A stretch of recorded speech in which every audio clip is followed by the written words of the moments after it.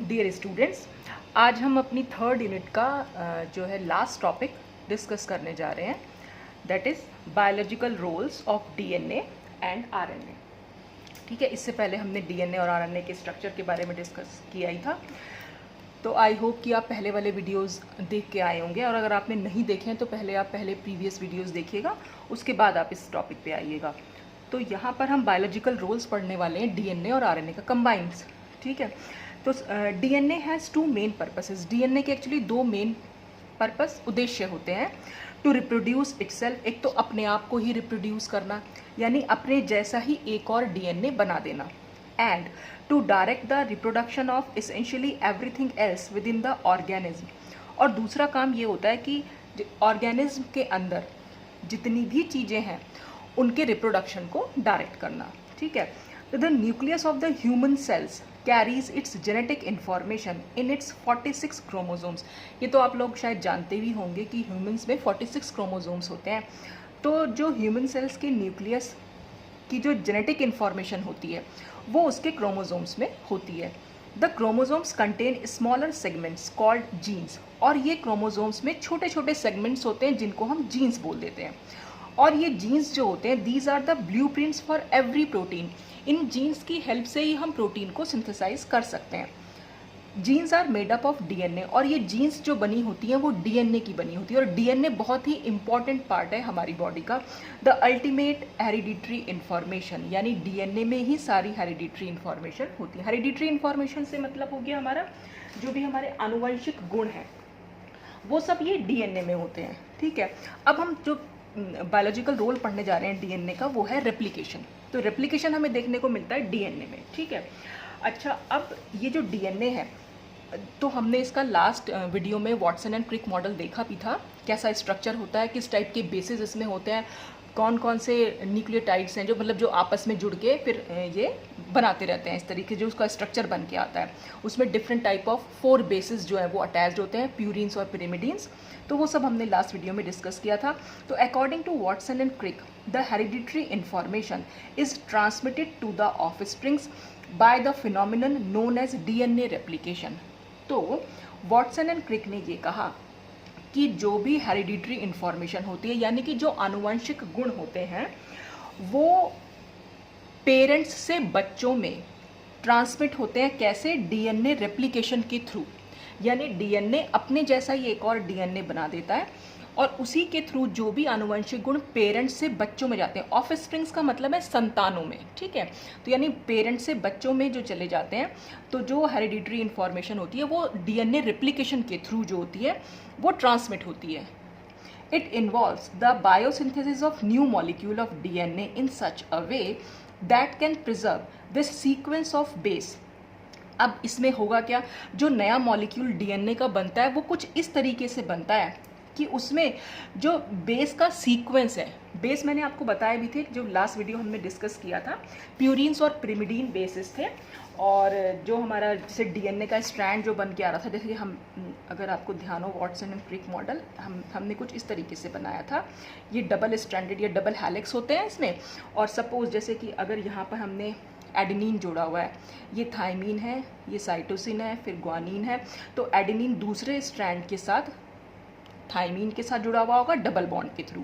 अगर यहाँ पर थाइमीन है तो दूसरे स्ट्रैंड का एडेनिन होगा, यहाँ पर साइटोसिन है तो दूसरे स्ट्रैंड में ग्वानिन होगा ट्रिपल बॉन्ड के थ्रू। ट्रिपल हाइड्रोजन बॉन्डिंग होती है। ये सब हम लास्ट वीडियो में डिस्कस कर चुके हैं। तो ये जो सीक्वेंस बन के आ रहा है, जैसे ये थाइमीन है, फिर एडेनिन है, ग्वानिन है, साइटोसिन है, ये यहाँ पर इस वाले स्ट्रैंड में जो सीक्वेंस बन के आ रहा है, एडेनिन, थाइमीन, साइटोसिन, ग्वानिन, तो इसी सीक्वेंस की हम बात कर रहे हैं, सीक्वेंस ऑफ बेसिस। तो ये बेसिस है और ये सीक्वेंस की हम, यानी क्रम। तो कुछ इस तरीके से नया मॉलिक्यूल डीएनए का फॉर्म होता है कि जो ये सीक्वेंस है ये प्रिजर्व रहता है नए वाले डीएनए में भी, and conserves the information for distribution to offspring cells. और ये इंफॉर्मेशन, एक्चुअली जो सीक्वेंस ऑफ बेसिस है, इसी को हम जेनेटिक इन्फॉर्मेशन एक तरीके से बोल दे रहे हैं। फिर अभी हम आगे जब डिस्कस करेंगे प्रोटीन सिंथेसिस, तब आपको थोड़ा और क्लियर होगा। तो जो सारी इन्फॉर्मेशन होती हैं वो प्रिजर्व रहती है, यानी संरक्षित रहती हैं, और फिर वही इन्फॉर्मेशन जो है ऑफस्प्रिंग सेल्स में, यानी संतान की सेल में चली जाती हैं। तो रेप्लिकेशन में एक्चुअल में क्या होगा, एक डीएनए जो है अपने जैसे ही डीएनए को बनाएगा।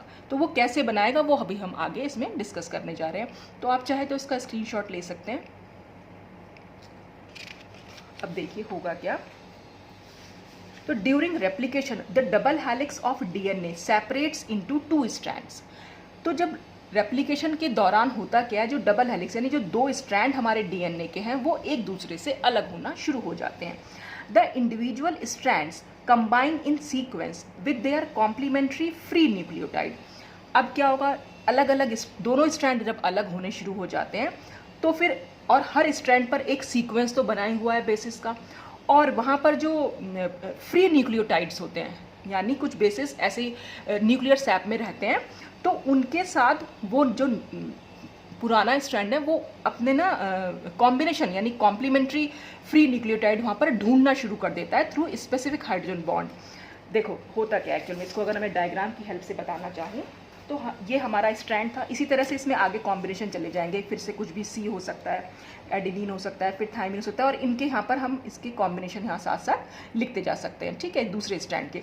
तो अब सपोज ये हमारा डबल स्ट्रैंड था, तो सबसे पहला काम क्या होगा, ये जो डबल स्ट्रैंड है ये धीरे धीरे अनकॉइल यानी अनविंड या खुलना शुरू हो जाएगा कुछ इस तरीके से। सपोज ये ऐसे था तो ये ऐसे खुल जाएगा, ठीक है। अब जब ये खुल जाएगा तो यहाँ पर भी कुछ ना कुछ वो तो जो भी हमारे बेसिस थे वो लगे हुए थे। सपोज यहाँ एडिनिन था, यहाँ ये था, और दूसरे वाले स्ट्रैंड पे भी कहीं ना कहीं इनका कॉम्प्लीमेंट्री से मतलब जो इसके साथ बॉन्ड बना सकता है, ठीक है, वो उसका कॉम्प्लीमेंट्री हो गया, ठीक। अच्छा, तो ये इस तरह से पहले जुड़े हुए थे आपस में, जैसे ये यहाँ पर हमने दिखा रखे हैं, मतलब जुड़े हुए से मतलब दोनों एक दूसरे में कॉइल हो रखे थे। लेकिन अब जब रेप्लिकेशन होगा तो ये जो एक स्ट्रैंड है और ये जो दूसरा स्ट्रैंड है ये एक दूसरे से दूर दूर हो जाते हैं, और जब दूर दूर हो जाते हैं उसके बाद क्या करते हैं, ये जो बेसेस हैं अपना कॉम्प्लीमेंट्री बेस ढूंढते हैं। कॉम्प्लीमेंट्री मतलब जिसके साथ ये हाइड्रोजन बॉन्ड कर सकें, और वो बेसिस ढूंढेंगे कहाँ, क्योंकि यहाँ न्यूक्लियर सैप होती है, न्यूक्लियर सैप में कुछ फ्री न्यूक्लियोटाइड पड़े होते हैं, मतलब यहाँ पर ग्वानिन पड़ा हुआ होगा, यहाँ एडिनिन, मतलब कुछ न्यूक्लियोटाइड्स पड़े हुए होते हैं। ये खाली बेस नहीं पड़ा होगा, पूरा न्यूक्लियोटाइड होगा ये, ठीक है। साइटोसिन है, फिर थाइमिन है, कुछ इसी तरह से यहाँ कुछ इस तरह से पड़े हुए होंगे, ठीक। तो क्या करेगा, जैसे ये है, अब एडिनिन को क्या चाहिए, थाइमिन, तो वो न्यूक्लियर सैप में से इस थाइमिन को उठा लेगा और अब इसके साथ बॉन्डिंग हो जाएगी। इस थाइमिन को क्या चाहिए, एडिनिन, तो वो यहाँ इस न्यूक्लियर सैप में से फ्री न्यूक्लियोटाइड को उठा के उसके साथ बॉन्ड बना लेगा। साइटोसिन को ग्वानिन चाहिए, तो इस तरह से क्या होगा, ये एक जो पोर्शन है ये एक दूसरा स्ट्रैंड यहाँ पर बनना शुरू हो जाएगा, ठीक है। ऐसे ये जो थाइमिन है ये भी यहाँ न्यूक्लियर सैप में तो है ही फ्री न्यूक्लियोटाइड, इनके साथ बॉन्डिंग बनाएगा। तो ये अगर थाइमिन है तो ये एडेनिन के साथ बनाएगा, ये हमने अगर यहाँ पर एडेनिन लिखा है तो ये थाइमिन ढूंढ लेगा, ये अगर ग्वानिन लिखा है तो ये साइटोसिन ढूंढ लेगा। तो देखिए इस स्ट्रैंड का एक स्ट्रैंड ये बन गया और इस स्ट्रैंड के साथ कॉम्प्लीमेंट्री स्ट्रैंड ये बन गया। तो यानी कि हमारे पास दो नए स्ट्रैंड जो हैं यहाँ पर बन के आ गए, और जब ये कॉम्बिनेशन पूरा हो जाता है ये न्यूक्लियोटाइड आपस में ये छोटे छोटे सेगमेंट्स बनते हैं, और ये न्यूक्लियोटाइड जो होते हैं आपस में फॉस्फोडाइएस्टर लिंकेज से जुड़ते चले जाते हैं और फिर फाइनली क्या होते हैं, इससे अलग हो जाएंगे।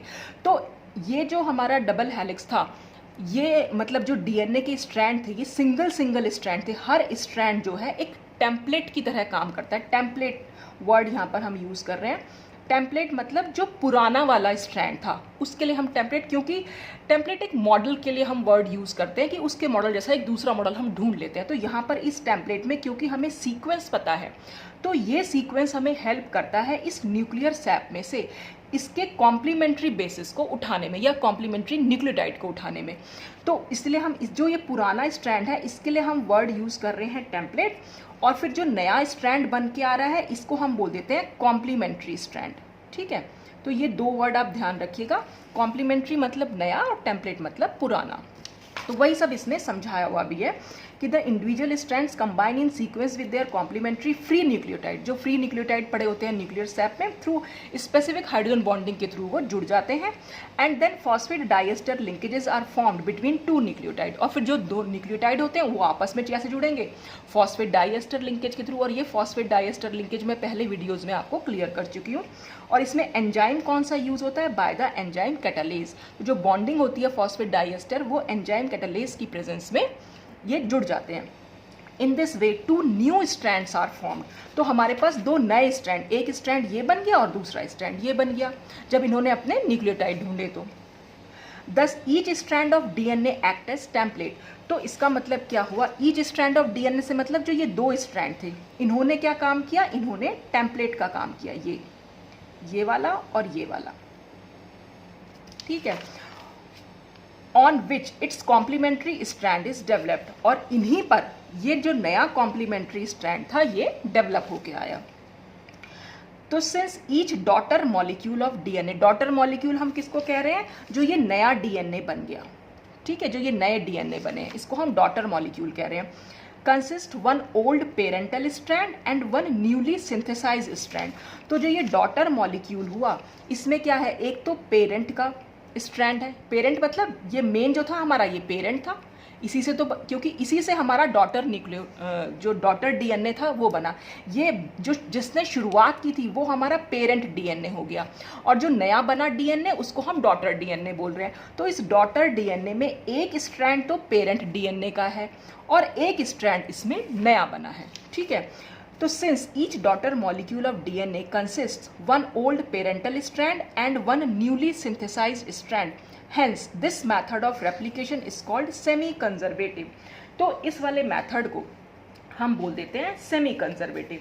सेमी कंजर्वेटिव की क्योंकि हमारे डीएनए रेप्लिकेशन में हम 3 मेथड यूज कर सकते हैं, एक हमारा होता है सेमी कंजर्वेटिव, दूसरा हमारा होता है कंजर्वेटिव, ठीक है, कंजर्वेटिव, और तीसरा हमारा होता है डिस्पर्सिव।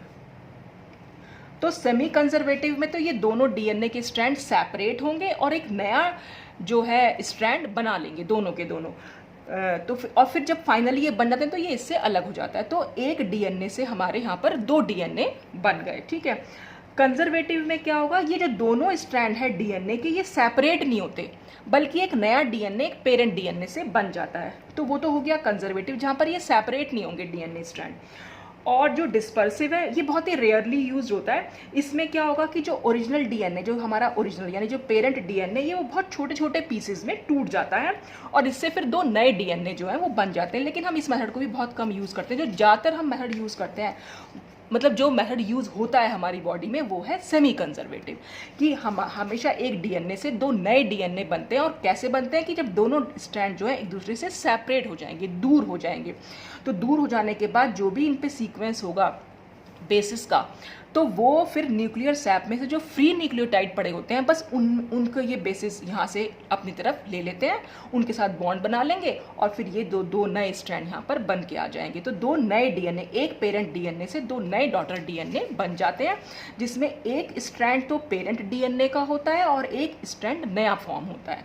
जैसे इसमें ये पेरेंट डीएनए का है और ये नया फॉर्म हुआ है, तो इस मेथड को हम सेमी कंजर्वेटिव मेथड बोल देते हैं। तो इस तरह से ये कुछ हम यूज़ कर सकते हैं कि कैसे हमने इसको बनाया, डीएनए रेप्लिकेशन क्या हुआ। तो डीएनए से डीएनए का बन जाना उसको हम बोल देते हैं रेप्लिकेशन, ठीक। अब इसके बाद एक नेक्स्ट जो हम टर्म पढ़ने जा रहे हैं, जो एक और बायोलॉजिकल रोल है, अब हम आरएनए के बायोलॉजिकल रोल के बारे में पढ़ेंगे, वो है ट्रांसक्रिप्शन। अब ये ट्रांसक्रिप्शन क्या है, ट्रांसक्रिप्शन का मतलब होता है सिंथेसिस ऑफ मैसेंजर आरएनए, या जिसको हम एमआरएनए भी बोलते हैं। तो यहाँ पर क्या होगा, एमआरएनए सिंथेसिस होगा डीएनए से ही, बिल्कुल वैसे ही जैसे अभी हमने एक डीएनए से नया डीएनए बनाया, ऐसे ही हम डीएनए से अगर हम आरएनए बनाए तो उसी मेथड को हम कहेंगे ट्रांसक्रिप्शन।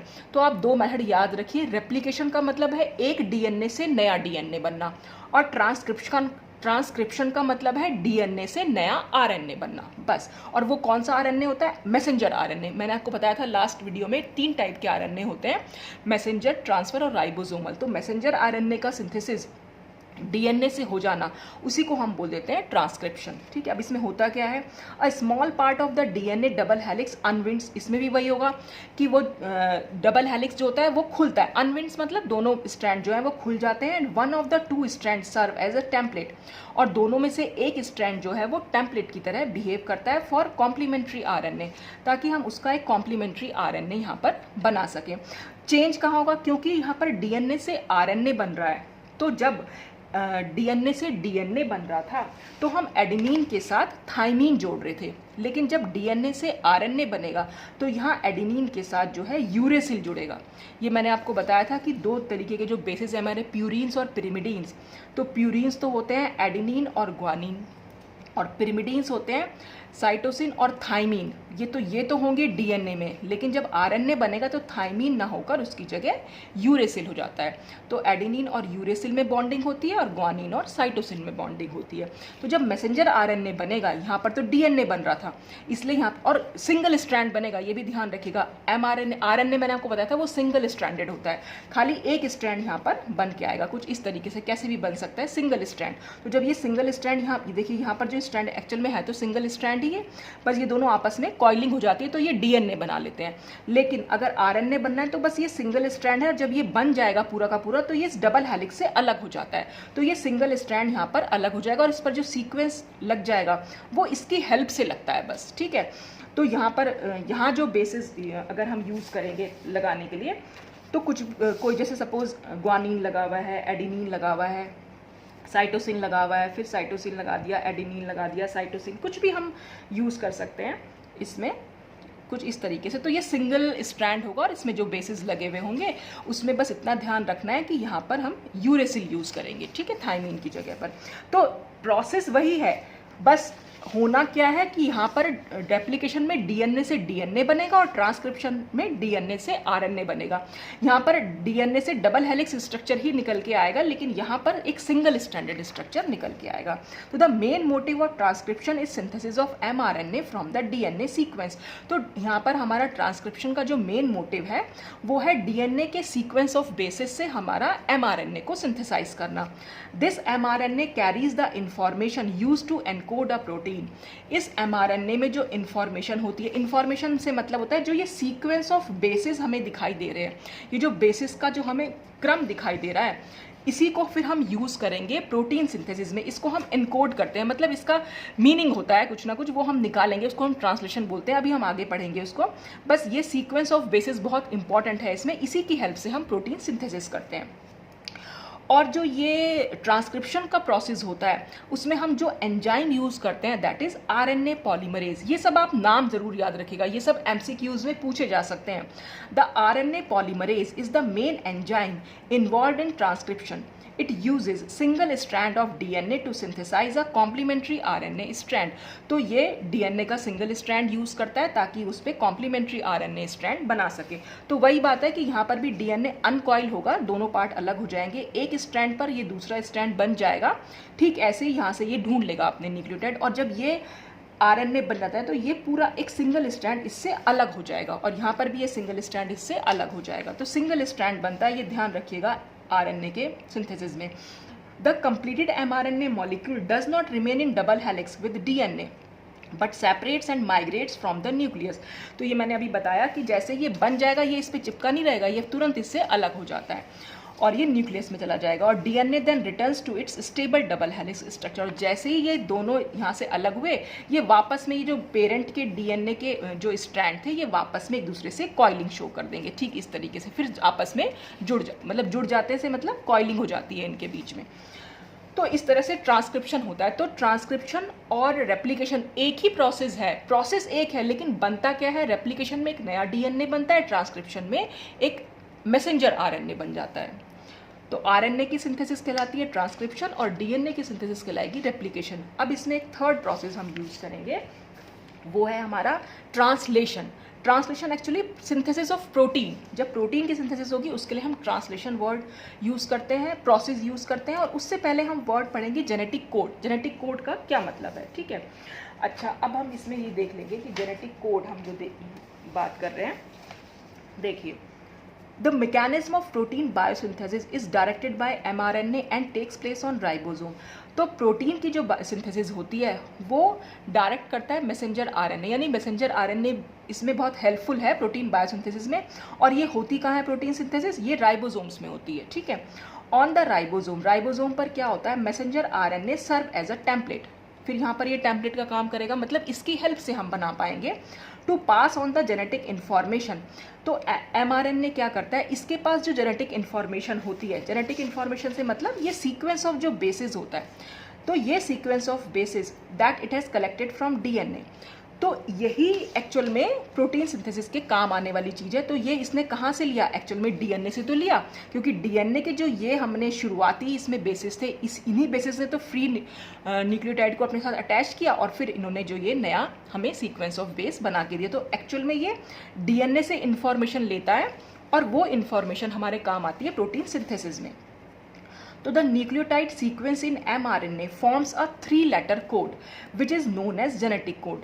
तो अब जो ये न्यूक्लियोटाइड का सीक्वेंस है या जो हम बेसिस का सीक्वेंस बता रहे हैं, जो इसमें 3 लेटर्स हम यूज़ करते हैं, जैसे ग्वानिन, एडेनिन और साइटोसिन, ये तीनों मिलकर एक कोड बना लेंगे जिसको हम बोल देते हैं जेनेटिक कोड। ठीक है, एक्चुअली क्या है, जेनेटिक कोड हम वर्ड यूज़ करते हैं जब यही 3 बेसिस का जो या 3 न्यूक्लियोटाइड का जो सीक्वेंस है, जब ये हम यहाँ पर देखें, DNA पर देखें, तो हम इसको जेनेटिक कोड बोलते हैं। जब ये मैसेंजर RNA में होता है यही 3-letter कोड, तो हम इसके लिए वर्ड यूज़ करते हैं कोडोन।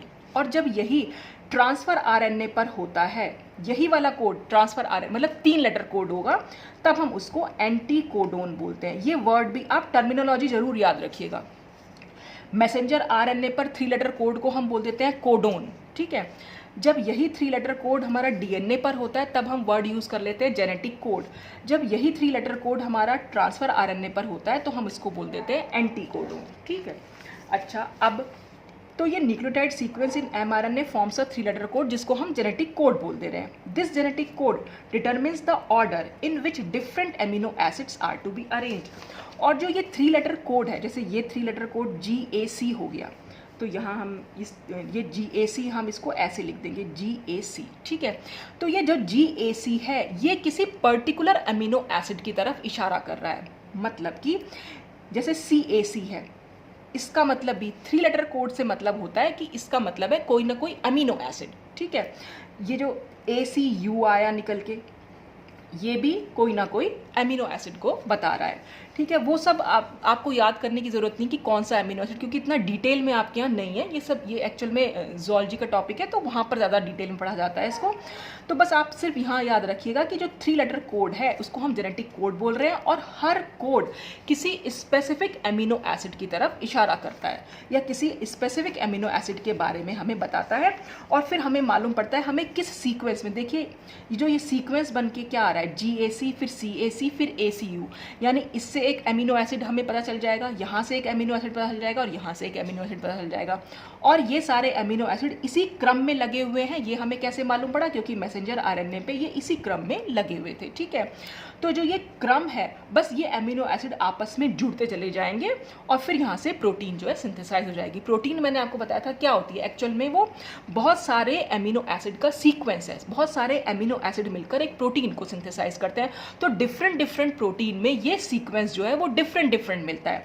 ज़रूरी नहीं कि सारी प्रोटीन में शुरुआत में आपको GAC फिर CAC और AC कोई भी 3-letter कोड आपको मिल जाएगा। कोई भी न्यूक्लियोटाइड, जो 3 न्यूक्लियोटाइड आपस में जुड़े हुए होंगे, बस वो कोई भी हो सकते हैं। ठीक है, अच्छा, तो देखिए यहाँ पर, तो इससे हमें सिर्फ ये मालूम पड़ जाता है कि भाई अब इस जेनेटिक कोड से कि कौन कौन से अमीनो एसिड्स हैं, उन्हें किस तरह से हमें अरेंज करना है। तो there are 64 possible combination of the 4 basis in RNA। अब देखिए RNA में जो बेसिस थे हमारे, मैंने अभी आपको बताया RNA में थे एडेनिन, ग्वानिन, साइटोसिन और यूरेसिल, 4 ही तो बेस हैं। और इन 4 में से हम कोई 3 लेटर यूज़ कर रहे हैं, वो इन्हीं में से मिलके बनेंगे। हर बार 3 क्या क्या बन सकते, कुछ भी कोई भी कॉम्बिनेशन जो आपके दिमाग में आ रहा है। कितने कॉम्बिनेशन पॉसिबल हैं, ऐसे 64 कॉम्बिनेशन हमारे पास पॉसिबल है। ये आप खुद से बना के भी देख सकते हैं। जैसे AGC बन सकता है, CGA बन सकता है, CGU बन सकता है, UCG बन सकता है, UAC बन सकता है, कुछ भी, कोई भी 3 कोड, कोई भी 3 लेटर आप ले लीजिए और खुद से बना के देखिए। 4 लेटर आपके पास कुल मिलाकर हैं, यही 4 लेटर हैं, और इससे आपको 3 लेटर वाले कॉम्बिनेशन बनाने हैं। तो आप कितने कॉम्बिनेशन, सिर्फ 64 कॉम्बिनेशन ही बना पाएंगे। ये आप चाहे ट्राई करके देख लीजिएगा, और वैसे ये बुक में दिए हुए भी हैं। तो 64 हमारे पास ऐसे जेनेटिक कोड पॉसिबल होते हैं। 4 base. The starting codon for protein synthesis is AUG। अच्छा, प्रोटीन सिंथेसिस के लिए जो स्टार्टिंग कोडोन है वो होता है AUG। AUG का मतलब होता है कि हमें मिथायोनिन एमिनो एसिड से मतलब है। AUG डिनोट करता है मिथायोनिन एमिनो एसिड को। तो ये स्टार्टिंग कोडोन होता है, ये ध्यान रखिएगा। प्रोटीन सिंथेसिस में ऐसे भी जो है MCQ में पूछा जा सकता है कि स्टार्टिंग कोडोन कौन सा है प्रोटीन सिंथेसिस के लिए, वो होता है AUG, और AUG डिनोट करता है मिथायोनिन एमिनो एसिड को। अब ये कोडोन वर्ड जो यूज़ किया है मैंने अभी आपको बताया था, a group of 3 basis is called a codon. और कोडोन हम कब बोलेंगे? जब ये मैसेंजर RNA में 3 लेटर्स जुड़े हुए होते हैं, तब हम इसके लिए वर्ड यूज़ करते हैं कोडोन। और ट्रांसफर RNA में जब यही 3 लेटर कोड होते हैं, तो उसके लिए हम वर्ड यूज़ करते हैं एंटी कोडोन। ठीक है, तो जो ये 3 लेटर वर्ड है, दस AUG codon is used for methionine amino acid. तो अब आप एक चीज़ और मैं आपको बताना चाह रही थी कि हमारे पास, मैंने आपको बताया 64 कॉम्बिनेशन है, लेकिन हमारे पास एमिनो एसिड्स हैं खाली 20। तो 20 एमिनो एसिड्स के लिए तो हमें सिर्फ 20 ही कोड चाहिए। अगर हमें एक एक कोड के लिए, कोड से मतलब ये 3 लेटर के लिए, अगर इन 3 लेटर के लिए सिर्फ एक एमिनो एसिड चाहिए, तो हमें ऐसे सिर्फ 20 कोड्स की ज़रूरत है, लेकिन हमारे पास है 64 कॉम्बिनेशंस। तो इससे हमें ये मालूम पड़ता है कि ज़रूरी नहीं है कि ये जो GAC है ये सिर्फ एक ही एमिनो एसिड को बता रहा हो। एक से ज़्यादा मतलब एक एमिनो एसिड के लिए एक से ज़्यादा कोड भी हम यूज़ कर सकते हैं। फॉर एग्जाम्पल, जैसे फिनाइल एलानीन है, फिनाइल एलानीन को हम PHE से शो करते हैं, ये एक एमिनो एसिड है। इस PHE के लिए यानी फिनाइल एलानीन के लिए हम 4 कोड यूज़ कर सकते हैं, UUU, UUC, UUA और UUG। तो ये चारों कोड अगर हैं तो इसका मतलब है फिनाइल एलानीन। ठीक है, तो इससे ये मालूम पड़ता है कि ऐसा ज़रूरी नहीं होता है कि सिर्फ एक जो कोड है वो किसी एक एमिनो एसिड को रिप्रेजेंट करे। एक से ज़्यादा कोड भी एक सिंगल एमिनो एसिड को रिप्रेजेंट करते हैं यहाँ पर, तभी यहाँ पर 64 कॉम्बिनेशन पॉसिबल है, और हमारे पास सिर्फ 20 एमिनो एसिड्स हैं। तो क्योंकि एमिनो एसिड कम है, कॉम्बिनेशन ज़्यादा है, इसीलिए एक एमिनो एसिड के लिए एक से ज़्यादा हम कोड यूज़ कर सकते हैं। लेकिन बस ये ध्यान रखिएगा, AUG एक सिंगल कोड है जो हम हमेशा मिथायोनिन एमिनो एसिड के लिए यूज़ करते हैं, और ये स्टार्टिंग कोडोन होता है, यानी यहाँ से प्रोटीन सिंथेसिस स्टार्ट होती है।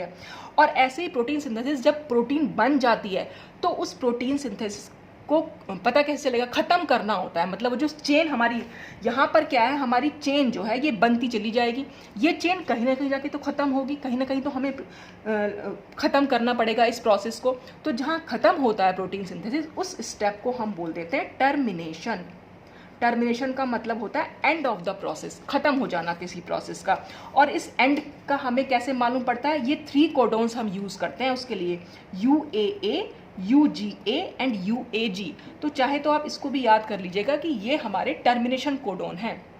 सिर्फ यही 3 कोडोन है जो हम टर्मिनेशन के लिए यूज़ करते हैं। स्टार्टिंग के लिए हम यूज़ करते हैं AUG, और स्टॉप करने के लिए हम यूज़ करते हैं ये 3 कोड। ठीक है, तो ये था पूरा जेनेटिक कोड के बारे में। अब हम पढ़ेंगे कि ट्रांसलेशन एक्चुअल में है क्या।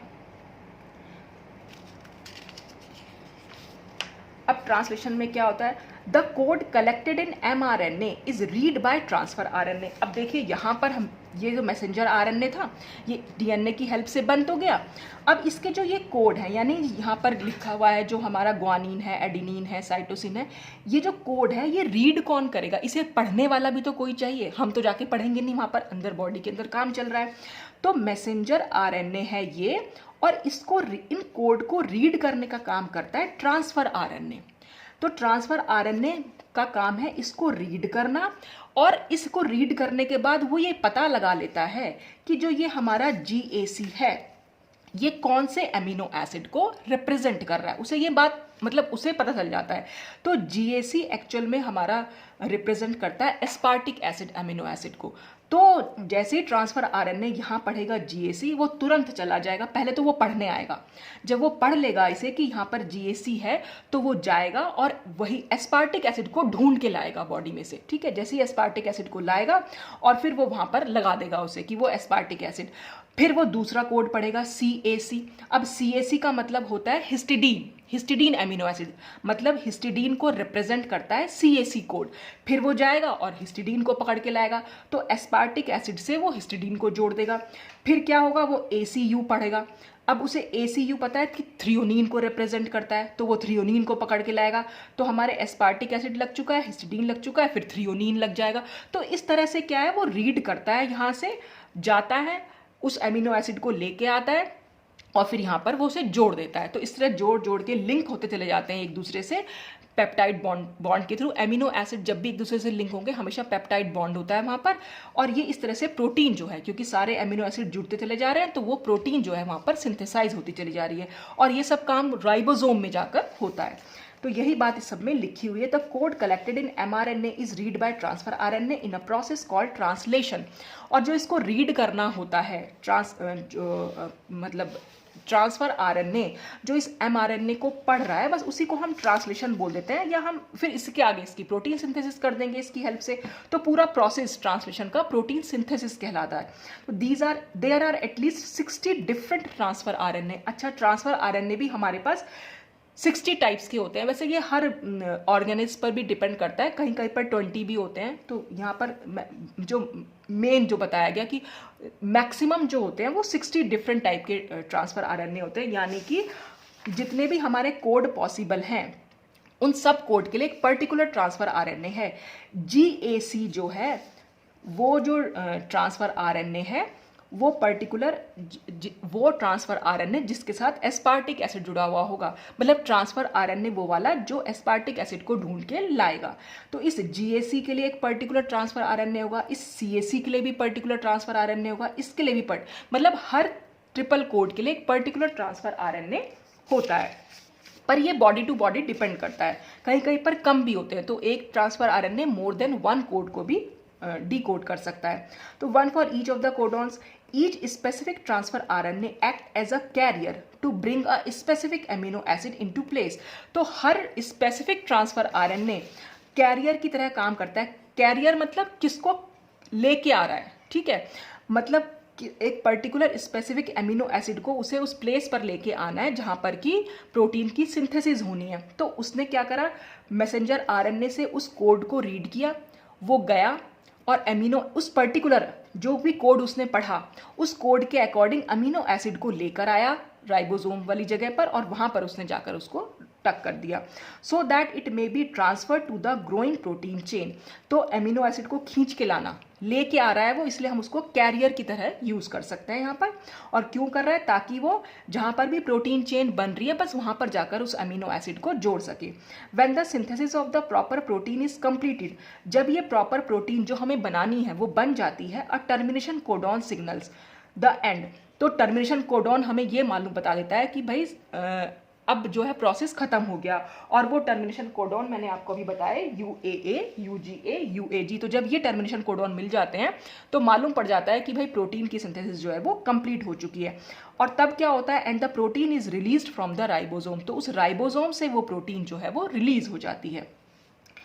तो यहाँ पर बहुत सिंपल सा तरीका है। मैसेंजर RNA था यहाँ पर, मैंने आपको भी बताया पर RNA यहाँ से बना, इस पर सीक्वेंस थे बेसिस के, इन सीक्वेंस ऑफ बेसिस को ट्रांसफर RNA ने रीड किया, और ट्रांसफर RNA पर भी यही वाले कोड होंगे, लेकिन एंटी कोडोन बोलते हैं उनको, यहाँ पर होंगे तो कोडोन बोलेंगे, और ट्रांसफर RNA पर इसके कॉम्प्लीमेंट्री बेसिस लगे हुए होंगे। मतलब अगर ये वाला ट्रांसफर RNA कौन सा जाएगा, जिस ट्रांसफर RNA पे अगर यहाँ पर G है तो उसके पास C होगा, यहाँ पर एडेनिन है तो उसके पास यूरेसिल होगा, यहाँ पर अगर साइटोसिन है तो उसके पास ग्वानिन होगा।